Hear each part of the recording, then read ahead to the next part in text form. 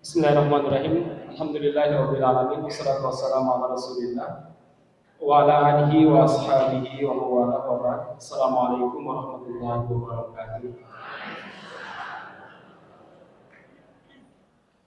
Innal hamdalillah nahmaduhu wa nasta'inuhu wa nastaghfiruhu wa nastahdihi wa na'udzu billahi min shururi anfusina wa min sayyiati a'malina may yahdihillahu fahuwal muhtadi wa may yudlil fala hadiya lahu. Asyhadu an la ilaha illallah wa asyhadu anna Muhammadan abduhu wa rasuluh. Allahumma shalli wa sallim ala nabiyyina Muhammadin wa ala alihi wa ashabihi wa mawala.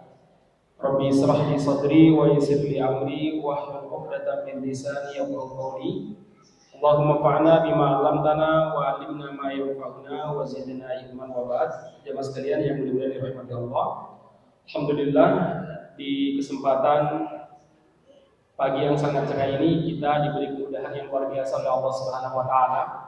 Kita bisa berkumpul dalam keadaan sehat walafiat. Sehat semua Bapak-bapak, Ibu-ibu.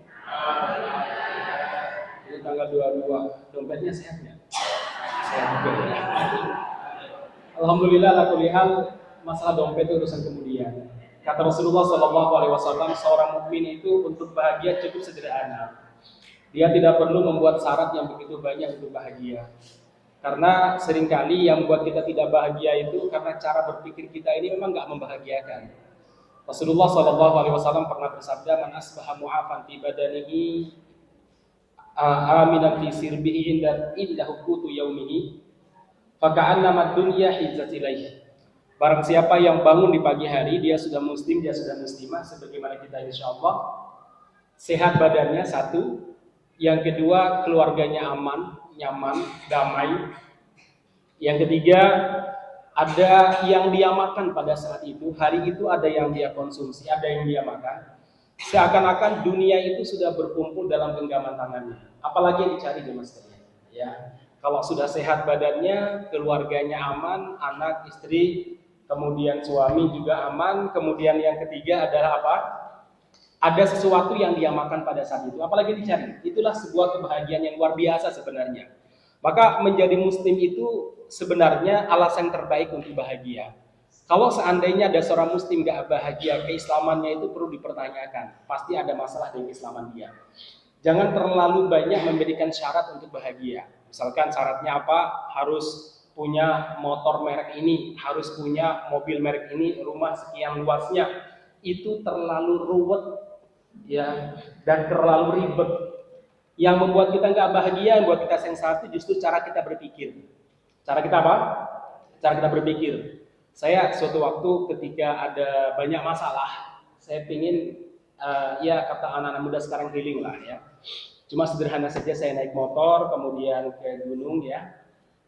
Saya mampir di sebuah warung kopi di daerah mana itu, Candi Oraceto itu ya. Candi Ceto maksud saya ya. Cukup tinggi sebenarnya karena renaknya tinggi ya, di atas Munding sana ya. Beberapa tahun lalu saya ke sana mendaki gunung lewat sana, belum ada banyak warung kopi maupun kafe ya. Sekarang udah banyak sekali. Saya nggak jadi masuk karena memang candinya Raceto ya. Kita juga harus memakai pakaian Bali itu yang kayak papan catur itu ya. Saya nggak mau lah. Kita syabu dengan orang Hindu ya. Udah saya singkat di situ aja sambil minum kopi. Ada sebuah tulisan yang cukup menarik, yang membuat saya tersenyum ya, dan cukup memecahkan banyak masalah. Tulisannya apa? Sing ruwet niku dudu masalahnya. Kok kurang lebih seperti itu. Pikiranmu sing ruwet ya. Iya juga ya. Bukan masalahnya yang ruwet, tapi apa? Cara berpikirnya yang ruwet. Ya tadilah, orang terlalu banyak membuat syarat untuk bahagia.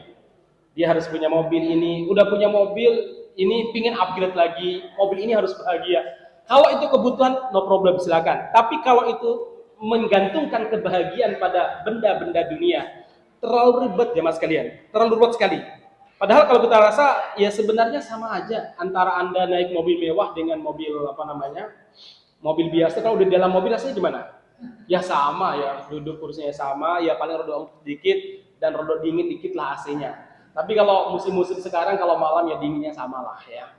Nah, masyarakat muslimin sama saja, kemudian sama lah, mau naik motor mewah harga mungkin di atas 50 juta dengan motor senilai di bawah 20 juta sebenarnya sama saja. Ya cuma perasaan kita yang membedakan. Sama ma'asyiral muslimin ya. Makanya Rasulullah Shallallahu Alaihi Wasallam mengajarkan kepada umatnya untuk mempermudah dan menyederhanakan cara berpikir. Beliau mengatakan ya siru wala tu'asiru. Dalam masalah apapun, permudah cara berpikir kalian, permudah semua urusan. Jangan dibuat sulit dan jangan dibuat apa tadi? Ruwet jemaah sekalian. Udah permudah aja, santai saja. Laki-laki juga demikian, udah nggak usah mikir panjang ya. Kata Rasulullah, udahlah, jangan gantungkan kepuasan dan kebahagiaan pada tampilan-tampilan sifatnya fisik. Sama saja kata Rasul, ketika seorang laki-laki itu keluar rumah, dia takjub dengan kecantikan seorang wanita dan balik, ya malahalah apa yang dimiliki oleh perempuan yang kamu takjubi itu ya dimiliki juga sama istri kamu, sport gue rasanya ya. Nah, masalah muslimin yang mudah-mudahan dirahmati Subhanahu wa taala itu konsep berpikir yang sangat sederhana yang disampaikan oleh Rasulullah Shallallahu alaihi wasallam. Nah, oleh karena itu jemaah sekalian, alhamdulillah saya ucapkan selamat Bapak-bapak, Ibu-ibu termasuk orang yang paling bahagia sebenarnya. Karena saya lihat semuanya sehat ya. Sehat, walaupun mungkin masih banyak hutang itu urusan kemudian ya. Ya, sehat, kemudian anak-anak, cucu juga demikian, sehat walafiat, kemudian apa lagi? Ya, ada sesuatu yang kita makan, bahkan mungkin makannya berlimpah di rumah ya. Baik, masyarakat muslimin yang mudah-mudahan dirahmati Allah Subhanahu wa taala, kalau sudah seperti ini apalagi yang kita cari? Udah sehat, kemudian anak keluarga juga sehat, aman, makanan juga banyak, apalagi yang punya warung makannya melimpah gitu ya. Baik jemaah sekalian yang mudah-mudahan dirahmati Allah Subhanahu wa taala, kajian kita pada kesempatan kali ini terkait tentang bagaimana kita surrender, bagaimana kita menyerahkan semua masalah kita kepada Allah Subhanahu wa taala. Baik, kita mengawali dari 3 kaidah kunci dalam menghadapi masalah kita dan dalam menghadapi semua problematika kehidupan kita. Kaidah pertama adalah apa? Allah Subhanahu wa taala tidak pernah menjanjikan hidup tanpa masalah. Tetapi Allah Subhanahu wa taala menjanjikan semua masalah ada solusinya. Syaratnya takwa. Allah tidak pernah berjanji hidup ini tanpa masalah. Tapi Allah berjanji setiap masalah pasti ada solusinya. Syaratnya apa? Takwa. Masyarakat muslimin, dari sini kita akan memiliki sebuah kesepakatan tentang definisi bahagia. Bahwa bahagia itu bukan berarti hidup tanpa masalah. Oh, beda. Karena Allah Subhanahu wa taala nggak pernah menjanjikan hidup tanpa masalah. Hidup tuh pasti bermasalah. Anda hidup dia punya masalah kok. Lapar, masalah untuk nutup aurat, masalah untuk transportasi, masalah keluarga. Allah Subhanahu wa taala memberikan kehidupan kita ini dengan penuh masalah. Justru orang itu semakin dicintai oleh Allah Subhanahu wa taala, semakin disayangi oleh Allah Subhanahu wa taala, masalah dan ujiannya terkadang datangnya lebih banyak daripada sebelum dia berhijrah. Lebih banyak daripada sebelum dia bertobat. Kenapa demikian? Tanda Allah mencintai dia. Rasulullah SAW pernah bersabda, "Idza ahabba may yuridillahu bihi khairan yusib minhu." Barang siapa yang dikehendaki baik oleh Allah Subhanahu wa taala, maka Allah Subhanahu wa taala pasti akan mengujinya. Sekali lagi, barang siapa yang dikehendaki baik oleh Allah Subhanahu wa taala, maka Allah Subhanahu wa taala pasti akan mengujinya. Ya, akan berikan musibah kepada dia. Riwayat lain Rasul mengatakan, "Idza aradallahu bi 'abdin khaira ibtalah." Kalau Allah Subhanahu wa taala menghendaki, kalau Allah mencintai seorang hamba, kalau Allah mencintai seorang hamba, ibtalah, Allah pasti akan mengujinya. Jadi, masyarakat muslimin, definisi hidup bahagia itu perlu dikoreksi. Bukan hidup tanpa masalah. Ya, karena masalah kita itu akan selalu berganti dan selalu datang. Nabi kita Muhammad SAW, beliau hidup itu untuk menyelesaikan masalah dan mengajarkan kepada kita bagaimana menyelesaikan masalah. Alhamdulillah, Nabi kita manusia, Nabi kita punya problem sebagaimana kita. Coba kalau seandainya beliau tidak punya problem sebagaimana kita, apakah kita punya contoh dan teladan dalam menyelesaikan masalah hidup kita? Gak ada, susah. Nabi alhamdulillah pernah punya problem urusan keuangan. Akhirnya kita pun kalau nggak punya uang punya solusinya. Nabi pernah punya problem masalah hutang piutang. Akhirnya kalau kita berhutang dan kita dipermasalahkan, oh ada contohnya. Pada zaman Nabi Muhammad SAW, beliau pernah berhutang, beliau pernah ditagih, bahkan Renterinnya, debt kolektornya sangat mengerikan. Dia datang ke masjid, kemudian dia manggil Nabi Muhammad Shallallahu Alaihi Wasallam yang saat itu sedang duduk bersama para sahabat. Padahal dia orang Yahudi, debt collector ini. Manggil, ya Muhammad, manggil dari jarak jauh. Bayaran hutangmu, coba, digituin coba. Di hadapan para sahabat, belum cukup sampai di situ. Ngomong apa coba? Inna ibna Abdul Muthalib mutil. Memang keluarga dan anak keturunannya Abdul Muthalib, kakek Nabi, itu suka menunda-nunda bayar hutang. Coba, kakeknya udah meninggal, ikut-ikutan di bawah, jemaah sekalian. Kalau Anda sekarang mungkin gimana? Oh, jangan dibiarkan, ini kehormatan, mungkin begitu ya. Tidak berhenti sampai di situ. Dia datang kepada Rasulullah Shallallahu Alaihi Wasallam, dia pegang kerah baju Nabi sambil mengatakan bayaran hutangmu. Padahal hari itu masih besok atau masih beberapa hari kemudian. Umar radhiyallahu anhu sampai mangkel dan marah luar biasa. Jadi beliau kan kemana-mana bawa pedang. Semua orang pada saat itu sih ya. Itu pedangnya dikeluarin, masukin ya. Gemetar tangannya saking emosinya melihat orang ini yang berperilaku buruk di hadapan Nabi Muhammad SAW. Akhirnya apa kata Umar? Wahai musuh Allah, karena orang Yahudi ya, berani-beraninya kamu berbuat seperti ini kepada Rasul kami di hadapan kami.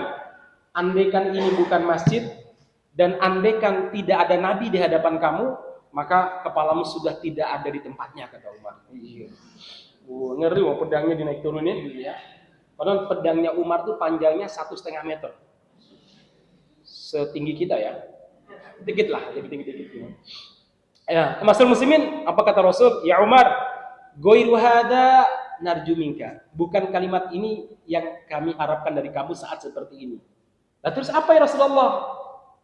Sampaikan kepada penagih hutang ini agar menagih dengan baik-baik, dan sampaikan kepada yang berhutang ini agar segera membayar hutangnya. Ya Umar, bawa orang ini ke Baitul Mal, bayarkan sekian-sekian dan tambahkan sekian. Tapi bukan syarat tambahnya itu ya. Sebagai dia saja. Tambahkan sekian ya Umar. Akhirnya orang ini Masya Allah langsung syahadat. Asyhadu an la ilaha illallah wa asyhadu annaka Rasulullah. Si Yahudi ini. Kaget Umar, kamu mempermainkan kami. Habis memarahi Nabi, lantas bersyahadat. Gitu. Enggak ya Umar, ini serius aku bersyahadat. Lah kenapa? Karena semua ciri Nabi telah saya dapatkan dalam Taurat dan Injil ada pada Muhammad. Tinggal satu ciri Nabi yang belum saya buktikan pada Muhammad. Apa itu? Lembutnya di saat dia punya kesempatan untuk marah. Ya, santunnya di saat dia itu punya hak untuk memarahi. Dia punya hak untuk marahi saya, tapi dia sangat santun sekali. Baik, jemaah sekalian. Jadi ini masyarakat muslimin tidak ada namanya hidup tanpa masalah. Tapi Allah Subhanahu wa taala berjanji setiap masalah yang kita hadapi pasti ada solusinya. Ada solusinya Mas sekalian. Tinggal kita berikhtiar dalam mencari solusi tersebut. Nabi Muhammad SAW dalam doa-doa yang beliau ajarkan kepada kita tidak pernah mengajarkan kepada kita untuk berdoa ya Allah hilangkan semua masalah, tidak. Tapi yang beliau ajarkan, ya Allah berikanlah kesabaran, berikanlah ketabahan. Ya Allah beri aku solusi. Ya Allah jangan tinggalkan aku sendirian. Misalkan ketika beliau menghadapi masalah yang sangat berat, kata Anas bin Malik radhiyallahu anhu, beliau akan segera berwudu dengan wudu yang sempurna, kemudian sholat 2 rakaat dengan sholat yang sangat sempurna, diperpanjang rukuknya, diperpanjang sujudnya. Lantas beliau berdoa setelah sholat, Allahumma ya hayyum ya qayyum, ya Allah yang maha hidup dan maha berdiri sendiri, rahmataka narju atau arju, hanya rahmatmu lah yang aku harapkan. Fala takilni ila nafsi tarfata ainin, jangan biarkan aku sendirian menyelesaikan masalahku. Jangan biarkan aku sendirian menyelesaikan problematika kehidupanku. Jangan ya Allah, libatkan dirimu wa aslih li sya'ni kullah. Perbaiki semua masalah yang saya hadapi ya Allah. La ilaha illa anta. Karena tidak ada yang diharapkan, tidak ada yang dituju kecuali Engkau ya Allah. Masya Allah. Biasanya kata Anas bin Malik, itu masalahnya berangsur-angsur, nanti ada solusinya jemaah sekalian. Ya, ada solusinya. Kalau hutang bukan langsung lunas ya. Ada solusinya, minimal ada teman yang minjamin duit atau mungkin apalah ya. Pokoknya akan dimudahkan masyarakat muslimin. Ya, ini seharusnya ritual bagi kita sekarang. Tadi sholat wudhu sempurna, sholat sempurna, panjang rukuknya, panjang sujudnya. Yang kedua apa? Tiga apa? Doa tadi. Allahumma rahmataka arju. Ya Allah, hanya rahmatmu yang kuharapkan. Ya Allah, ya Hayyu ya Qayyum, rahmataka arju, hanya rahmatmu yang kuharapkan. Fala takilni ila nafsi tarfata ainin, jangan biarkan aku sendirian dalam menghadapi masalahku. Waslih li sya'ni kullah, dan perbaiki semua urusan hidupku. La ilaha illa anta, tidak ada harapan, tidak ada tujuan, tidak ada ilah kecuali dirimu ya Allah. Masya Allah. Saya anjurkan bapak-bapak, ibu-ibu ini dihafal doa ini ya, karena saya lihat wajah-wajah sini banyak masalahnya. Baik, ma'asyiral muslimin yang mudah-mudahan dirahmati Allah Subhanahu wa taala. Itu kaidah pertama. Kaidah pertama. Syaratnya tadi takwa. Wa may yattaqillaha yaj'al lahu makhraja. Siapa yang bertakwa kepada Allah, Allah akan berikan solusi. Takwa. Allah akan berikan solusi. Yang kedua jemaah sekalian, kaidah yang kita sebagai mukadimah pengantar kajian kita adalah apa? Setiap beban pasti sesuai kapasitas pemikulnya. Lagi, setiap beban pasti sesuai kapasitas pemikulnya.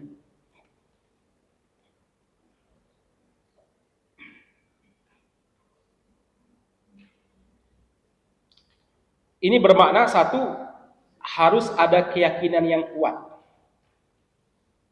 bahwa masalah apapun pasti di batas kemampuan. Bahwa masalah apapun yang kita hadapi pasti di batas kemampuan kita.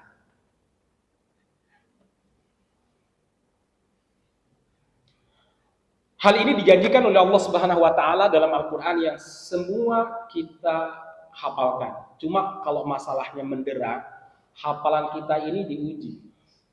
La yukallifullahu nafsan illa wus'aha. Kita hafal jamaah sekalian, tapi saat menghadapi masalah ini diuji betul kita ini.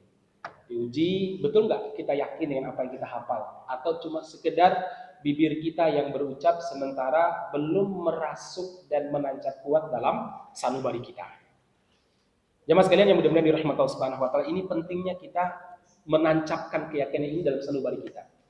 Dulu para sahabat, demikian juga para ulama salaf, kalau mereka menghadapi masalah, tadi ritual mereka salah satunya tadi membaca ayat-ayat sakinah, ayat-ayat yang menenangkan jiwa. Tadi salah satunya.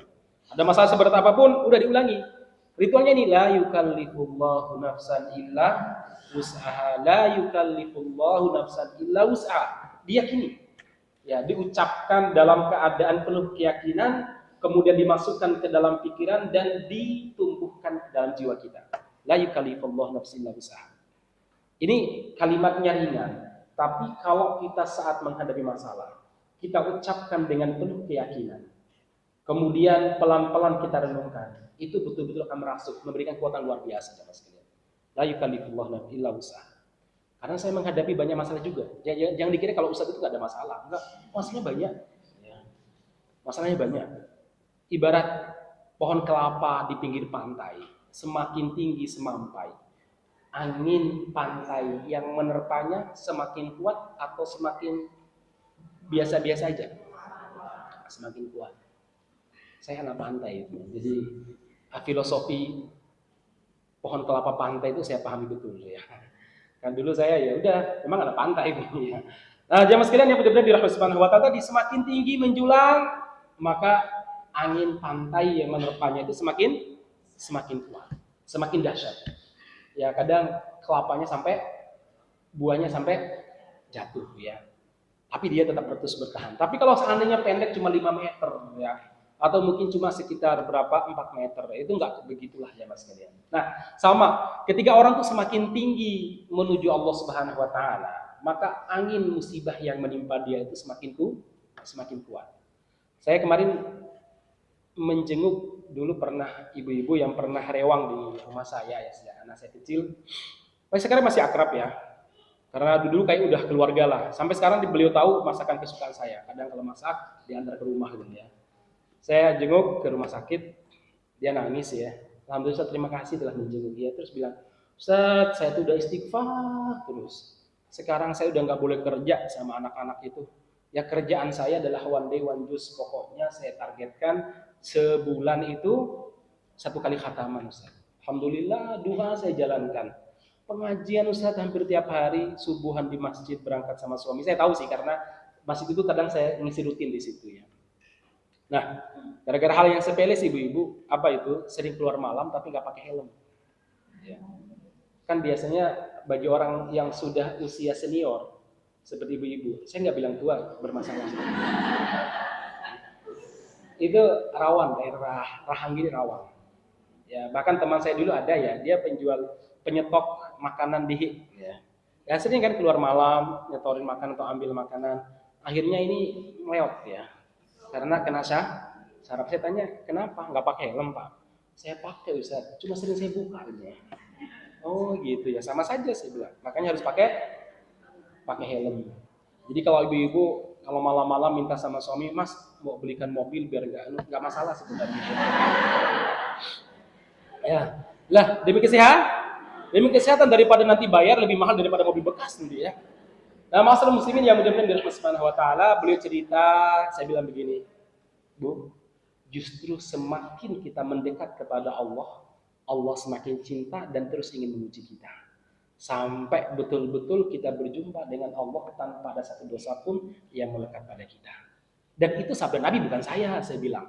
Rasulullah pernah bersabda, la yazalul mu'min la tazalul musibatu bimu'min, senantiasa musibah itu menimpa seorang mukmin hatta yamshiya 'alal ardi, sampai dia berjalan di muka bumi ini tidak ada satu dosa pun yang melekat lagi pada dirinya, sehingga dia berjumpa dengan Allah Subhanahu wa taala. Yang ada adalah salamun alaikum tibtum, selamatlah untuk kalian telah berbuat baik, fadkhuluha, masuklah ke dalam surga dalam keadaan bahagia. Masya Allah ya. Kemudian beliau siap, udah insya Allah yakin aja bahwa setiap beban pasti sesuai kapasitas pemikulnya. Ya. Nah, masalah muslimin yang mudah-mudahan dirahmati Allah Subhanahu wa taala, ujian itu macam-macam. Jangan dikira sehat terus bukan ujian, enggak, sehat juga ujian. Ya. Jangan, kan ada orang yang pernah bilang sama kita ya, saya tuh bikin ujiannya yang senang-senang aja gitu ya. Tidak ingin ujian yang menyakitkan. Begini, patokan ujian itu baik atau buruk bukan pada senang-senang apa tidak, tapi seberapa kita itu mengingat Allah Subhanahu wa taala. Kalau ujian sakit membuat kita lebih dekat kepada Allah daripada ujian kekayaan, maka sakit dan miskin itu lebih baik bagi Anda daripada kekayaan. Kalau kaya membuat Anda lebih dekat kepada Allah Subhanahu wa taala, nanti Allah akan mengujikan. Jadi ada orang-orang itu diuji Allah Subhanahu wa taala. Kan kadang seringkali dalam kehidupan kita diberi kesehatan, kenyamanan, itu seringkali terlena daripada di saat kondisi kita sakit ataupun ada ujian. Misalkan ibu-ibu nih naik pesawat mau umroh ya, siapa tahu nanti bareng saya Agustus nanti ya. Kalau seandainya Anda duduk di kursi bisnis lah misalkan, di kursi bisnis, kemudian pesawatnya nyaman gitu, nggak ada turbulensi gitu, nggak ada goncangan macam-macam. Kira-kira yang dilakukan oleh orang-orang rata-rata apa? Atau di kereta lah, apa kira-kira? Ya tidur, kalau nggak mungkin style video ya, atau apalah ya, santai banget. Beda halnya kalau ada ujian, tiba-tiba ada turbulensi, apalagi duduknya di kursi ekonomi. Kira-kira gimana coba? Oh, zikir semua, istighfar, malah yang nggak pernah istighfar pun paling fasih istighfarnya itu. Ya kan? Gitu. Ternyata kesenangan itu nggak selamanya baik bagi kita. Karena kadang membuat kita lalai dari zikrullah. Saya pernah cerita kepada ibu mungkin ya, suatu waktu saya dari Ambon. Habis kajian dari Ambon, kemudian saya balik pada saat itu sebenarnya mau ke Solo langsung karena nggak ada pesawat di Solo. Dibuatlah kita ke Jakarta dulu di Halim, nanti baru dari Halim baru ke sini. Oke, saya bilang nggak masalah. Saat naik pesawat saya lihat para pramugari, yang maklumlah pakaian mereka kayak gitu. Saya berpikir karena Ambon rata-rata non muslimah lah mereka ini ya. Saya berpikir demikian, karena nggak pada pakai jilbab, terus dari Ambon lagi kan gitu. Ada hal yang menarik. Ketika awal-awal naik santai senyum ya. Bapak-bapak juga karena bisnis ya, ada yang nyetel, nonton macam-macam ya. Ya kalau saya sih sambil lihat kondisi seperti apa, buka jendela lihat bagaimana alam ya. Nah, tiba-tiba kondisinya sangat mengerikan, gelap, ya, kemudian petir, hujan di luar, turbulensi. Jadi kayak pesawat itu sudah habis mesinnya ya. Tahu sendiri lah, mungkin pernah merasakan ya. Ibu-ibu kalau kecelakaan di darat masih ketemu mayatnya ya. Nah, kalau kecelakaan di darat, di udara itu gimana coba ya? Masya Allah, segera lampu darurat dihidupkan, kemudian kita disuruh pakai safety belt dan sebagainya, kita pakai. Di hadapan saya itu, saya istighfar ya, astagfirullah. Kepikiran aja sih, ya Allah, kalau mati anak-anak masih kecil, belum bisa berbuat banyak kepada kedua orang tua, amal soleh kayaknya belum cukup. Itu aja kepikirannya sih ya. Ya, kepikiran istri juga masih muda. Terus kalau udah tua nggak apa-apa, ya enggak sih, cuma pikiran saat itu seperti itu ya. Nah, masalah muslimin, akhirnya saya istighfar, ya pelan-pelan. Tapi yang menarik di depan saya, pramugari yang saya anggap non muslimah tadi, masya Allah, istighfarnya, tahlilnya luar biasa. Allahu Akbar, katanya ya. Astagfirullah, saya dalam hati, oh muslimah toh. Kaget saya ya. Yang kedua, saya berpikir, ya Allah, ternyata derita itu lebih mendekatkan orang kepadamu daripada ya kesenangan ya. Ya beberapa cukup lama saat itu ya, akhirnya selesai sambil ke Jakarta. Oh, saya begini jemaah sekalian, ternyata setiap ujian itu pasti di batas kita, batas kemampuan kita. Tidak mungkin di luar itu semuanya. Makanya ketika kita menghadapi masalah, jangan pernah suudzon kepada Allah. Bentuk suudzon kepada Allah saat ditimpa masalah adalah apa? Wes aku nyerah. Kalimat yang nggak boleh. Ini di luar kemampuanku. Nggak boleh.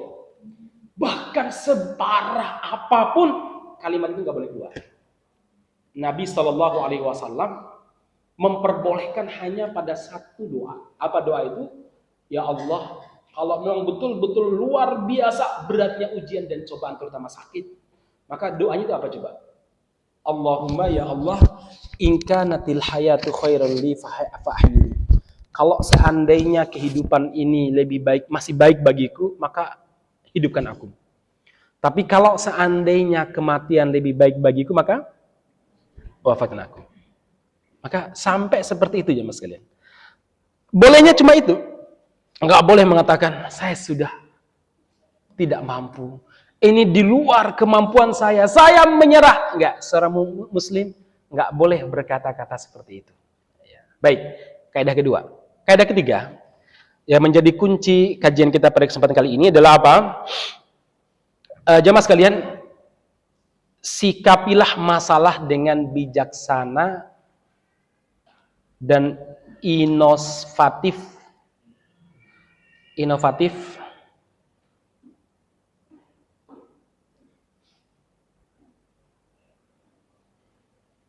Jangan lugu. Baik, begini. Lugu. Ya. Jemaah sekalian begini. Masalah yang kita hadapi ada dua. Lugu. Jangan lugu, ya. Baik, masalah yang kita hadapi ada dua jemaah sekalian. Satu, masalah dan tanda kutip di bawah kendali kita. Masih di bawah kendali kita. Ibu-ibu lapar makan. Itu masalahnya masih di bawah kendali Anda. Ngantuk, tidur. Di bawah kendali Anda ya.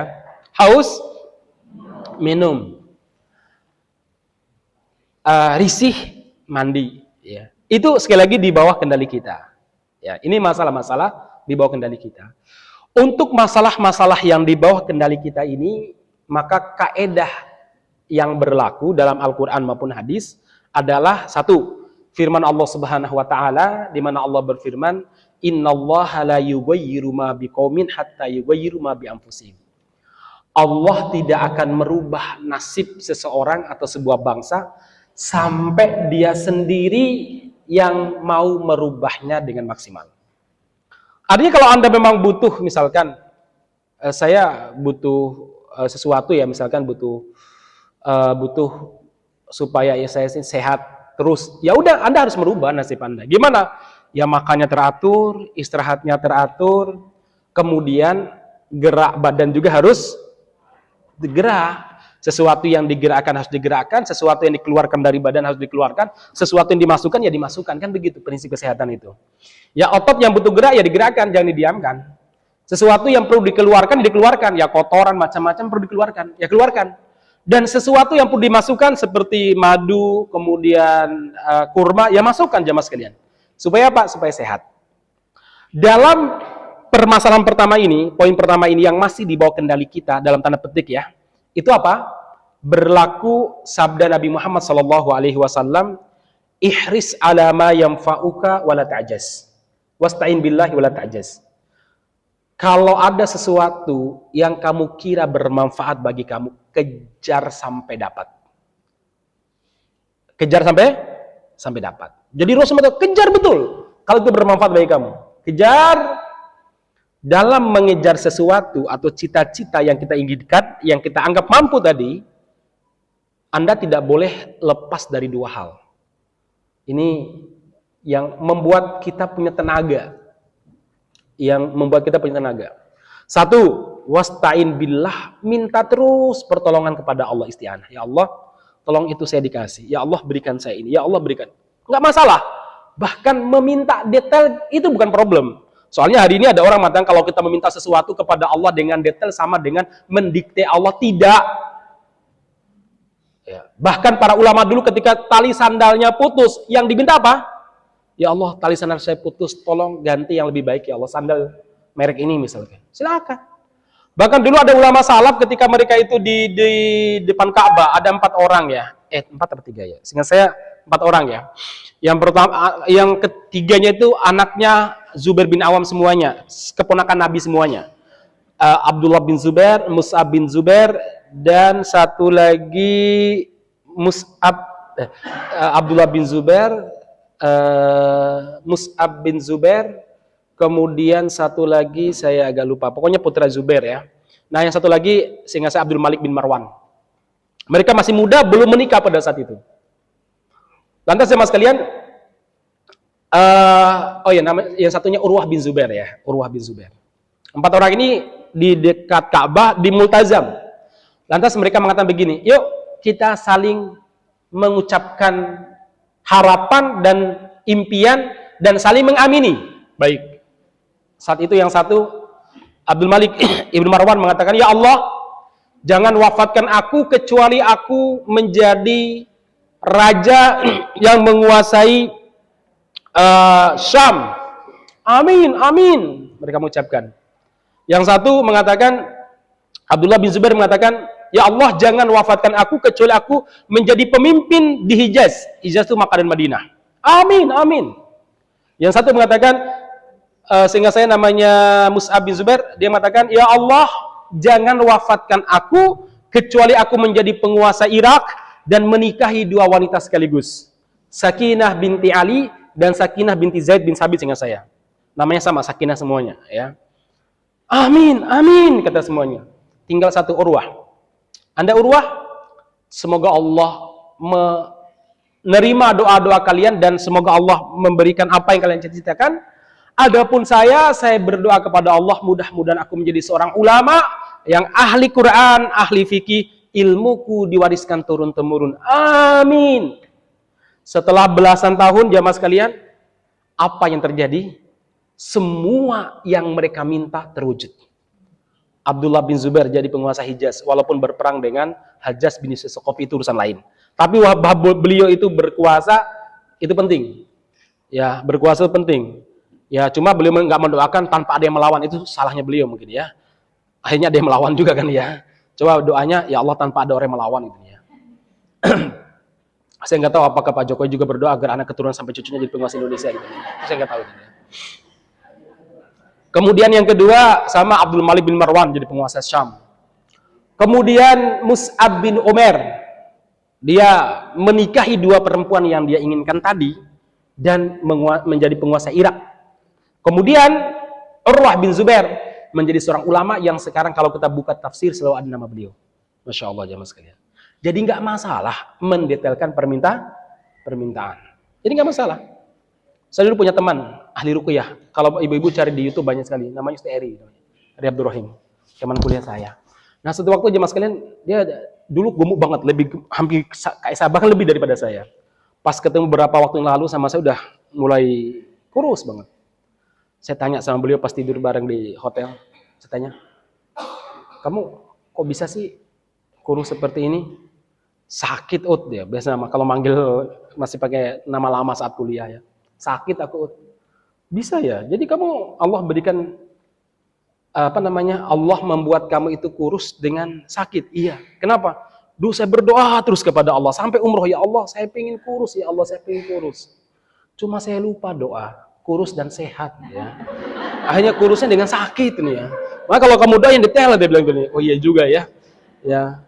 Doa yang detail ya. Ya akhirnya saya doa dengan detail tapi ternyata belum terwujud juga. Jadi akhirnya jemaah sekalian, ternyata doa itu harus detail. Gak masalah, minta kepada Allah Subhanahu wa taala. Ihris ala ma yanfa'u, kata Rasul. Kejar kalau itu kamu rasa butuh. Kejar terus. Wasta'in billah, minta pertolongan kepada Allah, doa kepada Allah Subhanahu wa taala. Yang kedua, sikap yang tidak boleh lepas adalah wala ta'jaz. Untuk masalah pertama ya, yang bisa dibawa kendali kita, yaitu apa? La ta'jaz. Jangan pernah merasa lemah. Jangan pernah merasa tidak mampu. Kejar.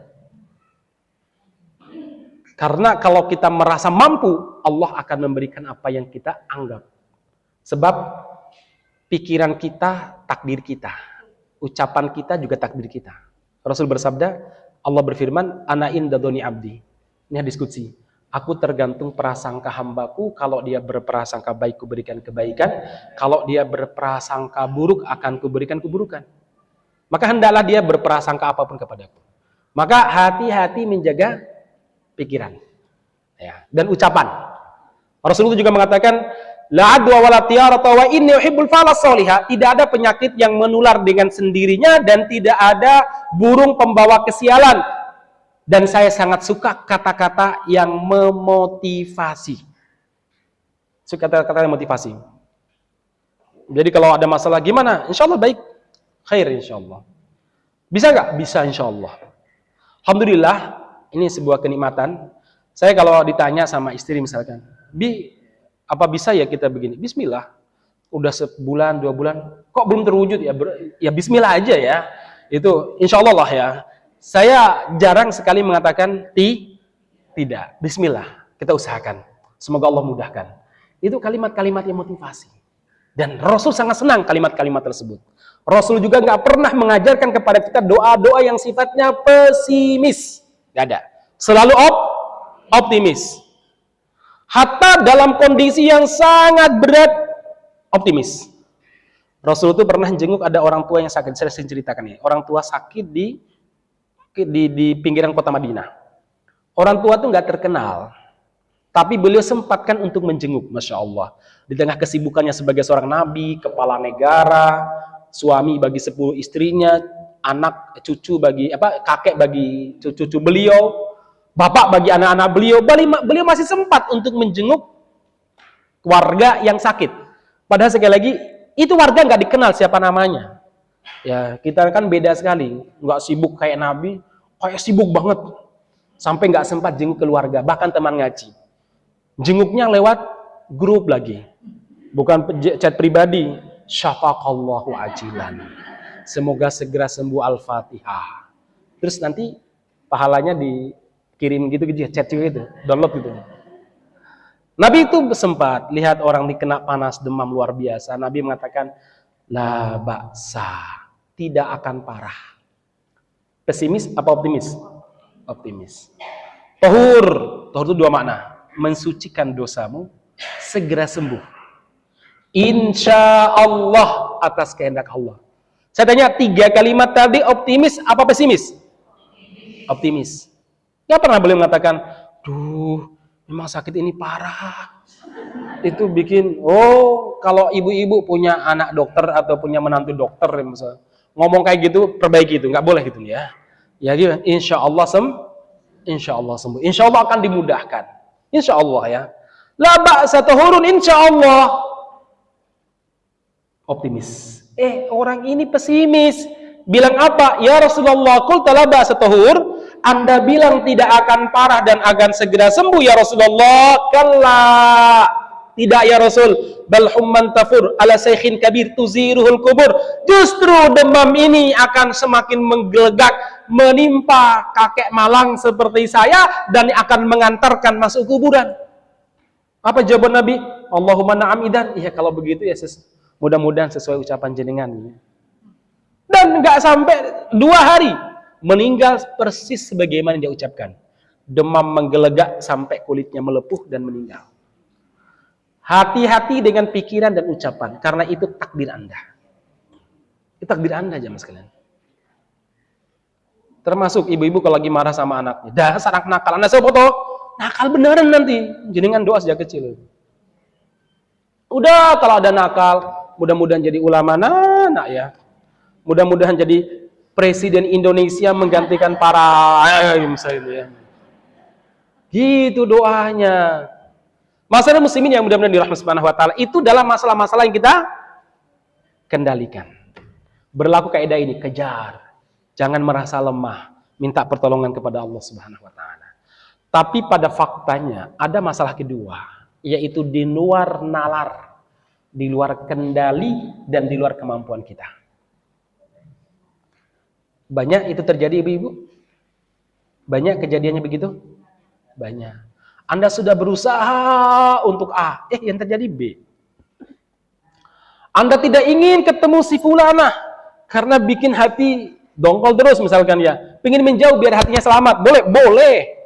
Nggak masalah kalau Anda tuh menghindar untuk ketemu dengan seorang itu demi menyelamatkan hati Anda itu nggak masalah. Sebagaimana Rasulullah menghindar untuk ketemu dengan siapa yang membunuh Hamzah, si Wahsy, ya supaya beliau nggak teringat bagaimana kejamnya Wahsy, nggak teringat bagaimana mayatnya Hamzah dimutilasi oleh Wahsy.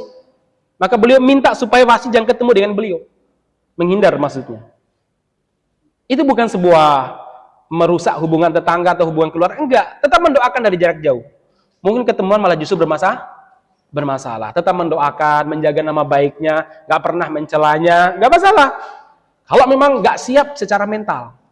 Nah, masalah muslim, ternyata ketemu juga saat waliman teman kita. Loh, kok dia hadir pas hadap-hadapan lagi. Masa nggak salaman, misalkan gitu ya.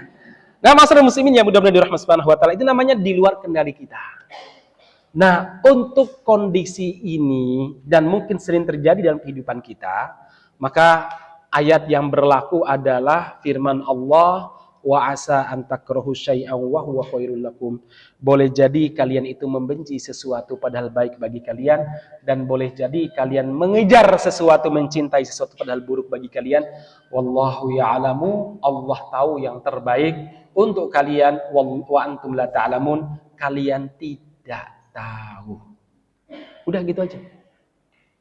Berlaku firman Allah Subhanahu wa taala dalam permasalahan jenis kedua ini adalah wa ma tasya'una illa ay yasha Allahu rabbul alamin. Kalian boleh bercita-cita, kalian boleh berencana, tapi yang terjadi adalah rencana Allah Subhanahu wa taala. Rencana Allah di atas segala-galanya. Nah, terus bagaimana Ustaz sikap kita? Sikap kita agar nggak stres, nggak depresi dan bisa menikmati hidup kita adalah cuma satu. Apa itu? Lapang dada, memasrahkan semuanya kepada Allah, selapang dada aja. Udah gitu aja. Nanti masalahnya selesai apa enggak? Yang penting lapang dada dulu, terima dulu. Dan itulah rahasia doa Nabi Musa alaihi salam di saat menghadapi problematika yang begitu banyak dari luar eksternal Firaun beserta bala tentaranya yang anyel luar biasa. Dari dalam Bani Israel yang pengkhianat, picik, licik, suka mengaku-ngaku padahal bukan dia pelakunya. Kalau itu perbuatan baik, kalau dia berbuat buruk sukanya lempar batu sembunyi tangan. Ya, ingkar janji, nggak pernah namanya itu memenuhi janji. Ya kayak Yahudi Israel sekarang. Maka kalau kemarin ada 5 orang datang ke sana itu, waduh, memalukan dan memalukan sekali. Dunia lagi menyoroti Israel. Lah, pengurus loh, bukan orang umum. Pengurus Nahdlatul Ulama NU ke sana. Walaupun alasannya pribadi. Tapi kalau dipikir-pikir NU sejak dulu sih ya Gus Dur ya podo, ya Cak Nurholis Majid ya sama. Siapa ketuanya sekarang? Yahya Sakuf ya pernah ke sana juga sebelum diangkat sebagai PBNU kemarin. Jadi nggak tahu nih ada masalah apa. Yang jelas begini jemaah sekalian. Beliau menghadapi masalah berat. Nabi Ibrahim ini. Ngeyel, anyelke dan sebagainya. Udah begitu jemaah sekalian. Diajak apa-apa orang gelemen. Diajak ayo kita keluar menuju Baitul Maqdis. Mintanya apa setelah Firaun itu meninggal? Mati maksudnya di laut. Musa yuk balik ke Mesir. Timun kami belum dipanen, tomat kami baru dipupuk, rumah kami baru dibangun, bla bla bla. Enggak, Allah menjanjikan tempat yang lebih baik bagi kalian. Ya wes, yuk berangkat. Berangkat dikasih nikmat tapi nggak pernah bersyukur. Panas Musa, ada awan yang melindunginya. Anda bayangkan kalau dengan padang pasir ada awan, seger nggak Ibu saya? Sejuk nggak? Sejuk. Haus, muncul 12 mata air. Jernih. Mata airnya dari mana? Pokoknya jernih. Luar biasa. Kemudian lapar, turun manna dan salwa. Manna itu disebutkan itu seperti seekor burung yang kapan mau dibutuhkan diambil. Tinggal diambil, sembelih, bakar. Enak sekali. Salwa itu makanan yang enaknya luar biasa sampai para ulama itu kehabisan kata-kata untuk mendefinisikan enaknya. Lebih seger daripada es krim. Kalau sekarang salju ya putih seperti madu, seger seperti salju, manis seperti putih seperti susu, manis seperti madu, renyah. Pokoknya enak banget. Padahal dulu nggak ada kulkas. Ya, bukan es krim ya. Jemaah sekalian, udah begitu, bersyukur nggak mereka? Enggak, minta macam-macam, minta ditumbuhkan bawang, tomat, macam-macam. Ditumbuhkan, masih minta macam-macam. Sampai terakhir mereka mintanya apa? Musa, tolong tampakkan Allah di hadapan kami, coba. Akhirnya Allah Subhanahu wa taala menyambar mereka dengan petir. Jadi masa yang dihadapi sama Musa itu berat sekali. Maka doa beliau apa coba? Qala rabbi syrah li sadri wa yassir li amri wahlul 'uqdatam min lisani yafqahu qawli. Apa doa pertama? Ya Allah, lapangkan untukku dadaku. Lapang dada dulu ibu-ibu. Baru ketemu solusi. Wa yassir li amri, mudahkan urusanku. Jangan syaratnya kebalik. Aku mau lapang dada, aku mau menerima pasrah, asalkan solusinya ada dulu. Jangan. Lapang dada dulu. Baru kemudian nanti ada solusinya. Lapang dada itu seperti wadah. Ibu-ibu, kalau ini adalah air putih, wadahnya 1 botol, saya masukkan garam 1 sendok, saya aduk-aduk, rasanya gimana kira-kira ibu-ibu? Asin. Tapi kalau seandainya saya ada kolam, seperti kolam di Tawangmangu, airnya mengalir lagi. Saya masukkan garam 1 sendok, saya minum, terasa nggak asinnya? Saya masukkan 2 sendok, 3 sendok, itu namanya wadah. Jadi masalah itu garamnya, wadah itu adalah botol ataukah telaga tadi. Jadi yang kita butuhkan dalam menghadapi masalah, melapangkan wadahnya. Melapangkan apa? Dadanya. Masalahnya sama. Cuma yang satu lapang dada, yang satu lagi ada masalah. Kalau dada lagi sempit ibu-ibu, sampai Allah menggambarkan seperti dia itu naik ke atas langit kehabisan oksigen. Kayak kecekik lehernya. Orang lagi sempit dadanya, ruwet masalahnya. Itu suara anaknya atau cucunya lagi main pedang-pedangan. Itu kayak saya seperti suara bom di Palestina gitu rasanya. Hei, jangan ribut, Simba lagi pusing gitu ya. Loh ya. Itu kalau orang punya banyak masalah.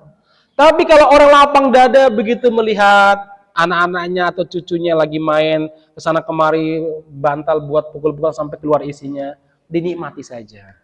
Itu masa kecilnya mereka. Kan kadang kita begitu aja mas kalian.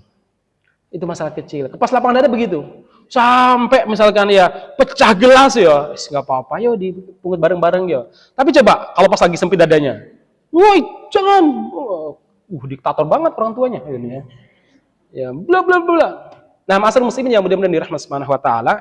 Jadi sekali lagi ini yang perlu kita lakukan, yaitu apa? Berlapang dada. Lapang dadanya nanti dimudahkan urusannya. Maka doanya Nabi Musa demikian. Dan Allah Subhanahu wa taala menyebutkan bahwa lapang dada itu sebuah kenikmatan yang luar biasa. Sebelum kita mendapatkan apa-apa itu dikasih lapang dada. Orang sebelum masuk Islam dikasih lapang dadanya dulu. Bisa berpikir jernih. Allah berfirman, "Faman yuridillahu ayyahdiyahu yashrah sadrahu lil Islam." Barang siapa yang dikehendaki baik oleh Allah, mau diberi hidayah, Allah lapangkan dadanya untuk Islam. Lapangkan dada, oh dia berpikir jernih. Tapi kalau nggak lapang dada, tadi masalah sekecil apapun itu luar biasa besarnya. Ya, suara kemeresek sedikit saja itu seperti suara lemparan granat di depan kita. Kenapa? Lagi punya masalah begitu. Ya, makanya pengen menyendiri. Tapi kalau orang lapang dadanya, masalah sebesar apapun dibuat tenang. Lihat ketika Musa dikejar Firaun, yang mengejar pasukan terlatih, senjata lengkap, dan cuma dua, bunuh atau tangkap. Tujuannya. Musa membawa bangsa yang tadi ngeyel, anyel kayak, wes bela-bela ya, di depan mereka ada pantai Laut Merah yang ujungnya tidak diketahui saat itu. Bibir pantainya juga penuh padang pasir, nggak ada tempat untuk berlindung. Mereka yang sempit dadanya karena imannya masih tipis, langsung panik. Musa, innalamudrakun, kami akan ditangkap, kami akan dipenjara, dan berbagai macam bayangan mengerikan membuat mereka panik. Makanya salah satu kunci daripada agar lapang dada itu adalah apa? Iman yang kuat. Karena orang yang kuat imannya kepada Allah, percaya kepada Allah, dia akan menyerahkan urusan kepada Allah gampang. Ya Musa ini orang yang imannya kuat, Nabi kok ya. Ulul azmi lagi. Tapi di tengah kepanikan seperti itu, apa jawaban Nabi Musa? Dengan penuh keyakinan dan keimanan yang mendalam, beliau mengatakan, "Kalla, tidak. Inna ma'i rabbi sayahdin." Bersamaku ada Allah Rabbku yang akan memberikan petunjuk. Bersamaku ada Allah penciptaku yang aku sembah, yang aku doa selama ini akan memberikan solusi. Masya Allah, keyakinan itu bersambut. Dan doa itu, harapan itu dipenuhi oleh Allah. Maka Allah memberikan solusi, anidrib bi'asokal bahar. Pukulkan tongkatmu ke laut. Musa nggak pernah bertanya dan nggak pernah tahu juga bahwa laut akan terbelah. Cuma itu solusinya. Percaya, namanya percaya kok, ya lakukan aja. Orang kalau sudah percaya itu begitu jamaah sekalian, tanpa tanya. Tapi kalau orang nggak percaya, nanyanya terlalu banyak. Kayak Anda lah ya, mau berobat ke dokter. Nggak usah dokter lah, ini aja tukang urut. Kalau dokter mungkin macam-macam ya. Tukang urut misalkan. Tukang urut ataupun tukang tukang terapi lah. Anda kalau belum kenal, belum tahu prestasi dia dan sebagainya, pasti tanya, nanti gimana ya Pak ya? Kalau ini bagaimana Pak? Mungkin sampai sumpah itu orang yang ditanya tuh. Mau terapi apa enggak? Gitu.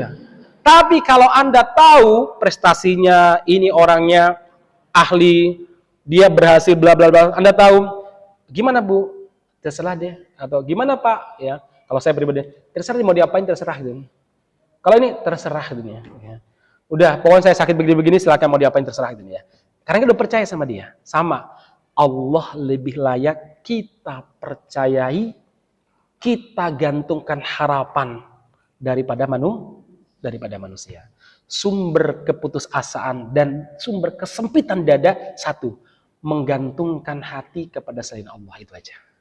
Ya. Menggantungkan hati kepada selain Allah Subhanahu wa taala. Bagaimana? Nanti ajalah. Bagaimana supaya mendapatkan dada yang luas, lapang dadanya, saya rasa mungkin di lain waktu saja, karena saya lihat ibu-ibu udah siap-siap ya. Kalau tas sudah diseret dan buku udah dimasukkan, itu artinya sinyal kuat, Ustadz, wis rampung, baik ya. Barakallahu fikum, jazakallahu khairan, mohon maaf pada hal yang kurang berkenan.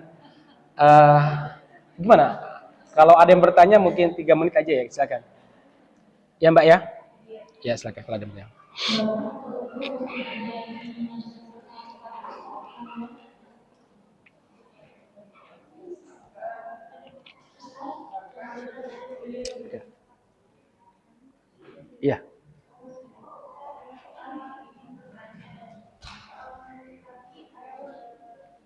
Mic-nya biar saya.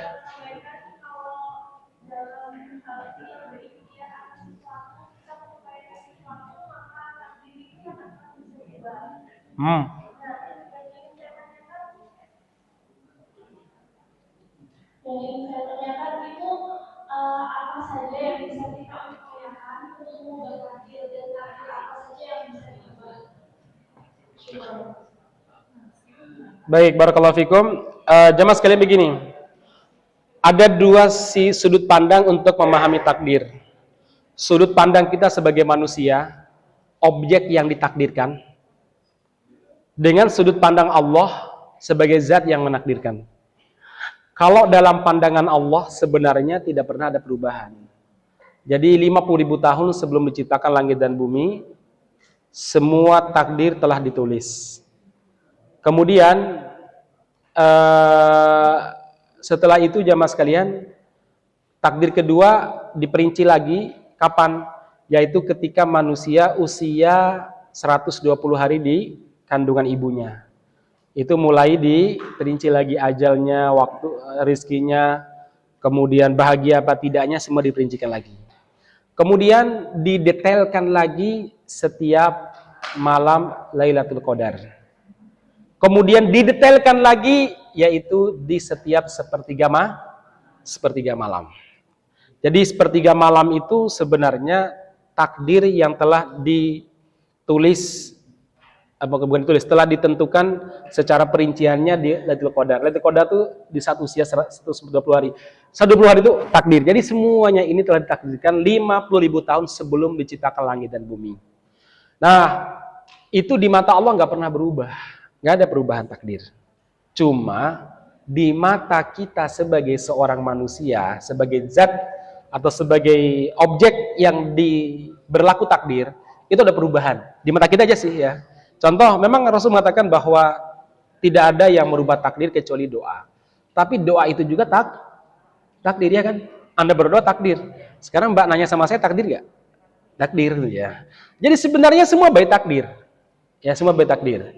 Nah, terus bagaimana? Kita harus mengusahakan takdir yang terbaik. Umar itu pernah jamaah sekalian. Beliau itu ingin masuk ke Palestina. Di Palestina ada penyakit taun tersebar. Akhirnya beliau berpikir, udah kita balik ke Madinah, nggak jadi ke Palestina. Di tengah jalan ada orang-orang yang ngece, ada orang-orang yang ngejek. Ya Amirul Mukminin, kenapa nggak jadi masuk Palestina? Jauh-jauh dari Madinah, udah ribuan kilometer. Apa jawabannya? Karena di sana ada penyakit taun. Loh, taun itu takdir Allah. Kenapa Anda lari dari takdir Allah? Apa jawaban beliau? Saya lari dari takdir yang buruk menuju takdir yang baik. Sehat baik. Ya, kenapa sih nggak cari yang baik gitu ya? Jadi sekali lagi ya mas kalian, yang kita lakukan adalah mencari takdir yang terbaik. Takdir itu baru kita ketahui kapan setelah terjadi. Kalau belum terjadi itu hanya dugaan kita. Barakallahu fikum. Maka ayo kita kejar takdir yang terbaik. Barakallahu fikum. Silakan, cukup. Ya terakhir ya.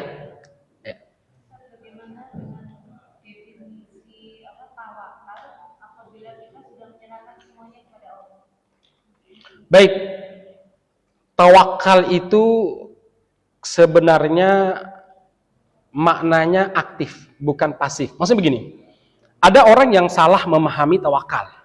Dengan imannya yang dungu, lugu maksudnya. Dengan imannya yang lugu, dia memahami tawakal itu berarti pasif. Kalau sudah menyerahkan, ya harus diam. Bukan itu tawakal. Ya, itu namanya menyerah, terserah. Kalau menyerahkan diri kepada Allah atau pasrah tawakal itu aktif. Makanya Rasulullah menggambarkan tawakal yang benar itu seperti tawakalnya burung. Berangkat di pagi hari dalam keadaan lapar, dia kesana kemari berusaha, pulang dalam keadaan itu tawakal. Jadi tawakal itu aktif. Tawakal itu menyerahkan urusan kepada Allah, bukan terserah. Kalau terserah itu kan pasif, apalagi terserahnya perempuan. Saat moodnya nggak baik, mau makan apa dek? Terserah. Mampir di bebek goreng misalkan ya, ini bebek goreng ya. Nggak, lah kenapa? Lu terus apa? Terserah. Mampir di bakso, nggak mau. Lah, terus apa? terserah. Baik, enggak itu cuma sekedaran aja ya. Yang jelas begini, yang jelas beda antara terserah sama memasrahkan diri kepada Allah. Tawakal itu aktif, bukan pasif. Begitu ya. Barakallahu fiik. Cukup? Oh ya. Siap. Waalaikumsalam warahmatullahi wabarakatuh.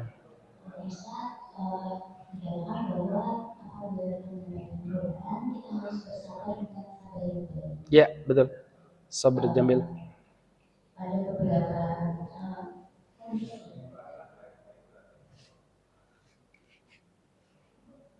ketika kita mendapatkan cobaan yang dihadapi, tapi mendapatkan solusi. Ya. Dan semakin lama semakin ditumpuk, kemudian seorang wanita juga Ustaz, kadang ada yang punya iman, kemudian masalah corona dan lain sebagainya.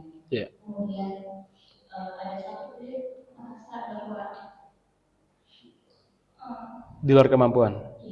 Iya. Merasa bahwa hal tersebut berada di luar kemampuan kami, sehingga akhirnya dia mengeluh, kemudian menangis dan bertanya, apakah hal tersebut masih dikatakan Tuhan sabar yang baik? Ya, barakallahu. Mungkin yang disebut dengan definisi sabar yang baik itu seperti apa? Kemudian mungkin yang kedua Ustaz, di titik mana kita bisa mengatakan bahwa kita telah berikhtiar maksimal untuk mengusahakan sesuatu, sehingga kita kemudian pada akhirnya mengucapkan bahwa kita sudah berkata Allah. Barakallahu fiik. Ayatnya bunyinya fasbir sabran jamila, bersabarlah dengan sabar yang baik. Kemudian Allah melanjutkan di ayat lain, sabar yang baik itu dengan kalimat fasbir kama sabara ulul azmi minar rusul. Bersabarlah sebagaimana sabarnya ulul azmi di kalangan rasul. Seperti sabarnya Ibrahim, Musa, sebagaimana sabarnya Nabi Nuh, Ibrahim, Musa, Isa dan Muhammad sallallahu alaihi wasallam. Jadi sabarnya begitu.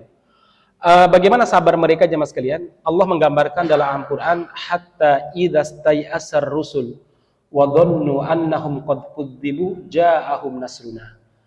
Sampai para rasul menyangka istay'asa. Istay'asa itu hampir putus asa. Tay'as. Udah hampir putus, sudah enggak mungkin deh. Wa dhannu annahum qad kudzibu, dan mereka menyangka telah didustakan. Udah kayaknya sudah luar biasa. Pada saat itulah ja'ahum nasruna, datanglah pertolongan kami. Para ulama menyebutkan begini, ketika semua daya dan upaya dan semua kemampuan dan potensi diri telah kita keluarkan, setelah itu kita nggak bisa berbuat apa-apa lagi, sudah jalan keluar sudah seperti buntu, maka serahkan fafiru ilallah. Serahkan kepada Allah. Ya Allah, aku telah berbuat begini, mengadulah kepada Allah Subhanahu wa taala. Dan sebenarnya kekuatan yang paling kuat dalam menghadapi masalah ketika kita berada di titik nol.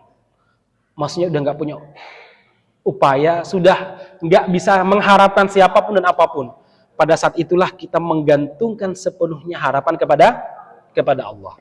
Jadi ketika kita masih punya harapan kepada selain Allah, harapan kepada si fulan, harapan kepada ini, memang agak berat. Allah itu cemburu. Karena Allah tuh pingin kebergantungan hati kita tuh hanya kepada Allah. Maka Allah menyebut dirinya As-Somad, tempat bergantung segala sesuatu. Itu satu. Jadi sabar yang benar itu ya sabar yang baik atau sabar yang bagus. Itu sabar yang indahnya sebagaimana sabarnya para rasul di kalangan ulul azmi. Sabar yang luar biasa. Baik, sabar tapi pas aktif tadi ya, tetap mencari solusi, menyerahkan semua urusan kepada Allah Subhanahu wa taala. Nabi itu ketika dilempar pakai batu di Taif, itu beliau berdoa dengan betul-betul kepasrahan sampai mengatakan apa? Ya Allah, aku tidak di antara doa beliau, ya Allah, aku pasrahkan semua urusanku kepadamu. Sungguh aku melapor kepadamu atas kelemahan diriku dan ketidakmampuanku untuk mengurus apapun untuk diriku, ya Allah. Beliau betul-betul curhat sama Allah, apapun tercurahkan sampai menangis beliau, bahkan sampai pada akhirnya beliau mengatakan, tetapi ya Allah, saya tidak peduli apapun yang terjadi asalkan engkau ridho. Itulah puncak lapang dada itu begitu. Asalkan engkau ridho, lapang dada. Ya. Nah, masyarakat muslimin, kalau kita sudah lapang dada dan kita menyerahkan semua urusan kepada Allah, pada saat itulah pertolongan itu datang, sebagaimana ayatnya tadi. Baik. Saya kira itu termasuk jawaban yang kedua. Jadi sampai pada titik mana? Sampai betul-betul Anda merasa putus asa. Ya, udah terus berupaya maksimalkan potensi. Setelah itu apa? Serahkan kepada Allah Subhanahu Wa Taala. Dan sebelum saya tutup, saya sampaikan jangan sering mengadu tentang Allah kepada makhluknya, tapi mengadulah kepada Allah tentang makhluknya. Ya. Jangan mengadukan Allah kepada makhluknya, tapi mengadulah kepada Allah tentang makhluknya. Bisa dipahami ya? Barakallahu fikum, jazakallahu khairan. Mudah-mudahan semua urusan kita dimudahkan oleh Allah Subhanahu wa taala, dan mudah-mudahan Allah Subhanahu wa taala memberi kekuatan kepada kita semuanya. Rabbana taqabbal minna innaka samiul alim. Subhanakallahumma rabbana bihamdika asyhadu an la ilaha illa anta astaghfiruka wa atubu ilaik. Waktu saya kembalikan kepada beliau pembawa acara.